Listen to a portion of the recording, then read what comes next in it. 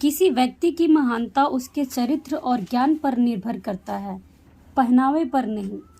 एक बार की बात है, किसी गांव में एक पंडित रहता था। वैसे तो पंडित जी को वेद शास्त्रों का बहुत ज्ञान था, लेकिन वह बहुत गरीब थे। न ही रहने के लिए अच्छा घर था और न ही अच्छे भोजन के लिए पैसे।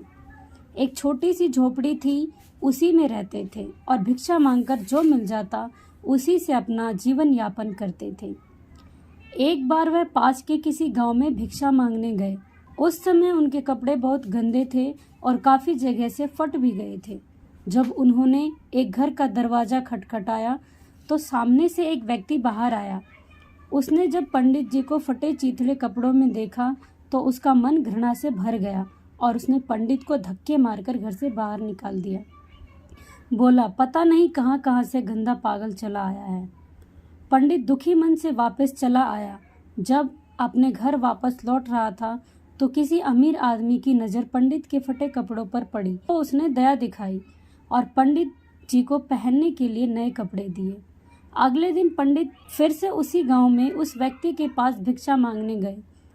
व्यक्ति ने नए कपड़े में पंडित जी को देखा और हाथ जोड़कर पंडित जी को अंदर बुलाया और बड़े आदर के साथ थाली में बहुत सारे व्यंजन खाने को दिए।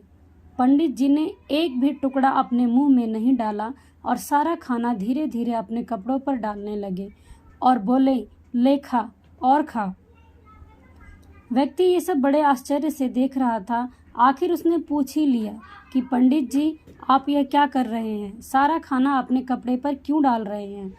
पंडित जी ने बहुत शानदार उत्तर दिया, क्योंकि तुमने ये खाना मुझे नहीं बल्कि इन कपड़ों को दिया है, इसलिए मैं ये खाना इन कपड़ों को ही खिला रहा हूँ।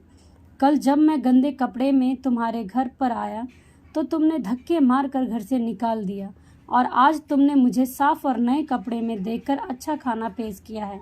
असल में तुमने ये खाना मुझे नहीं, इन कपड़ों को ही दिया है। वह व्यक्ति यह सुनकर बहुत दुखी हुआ।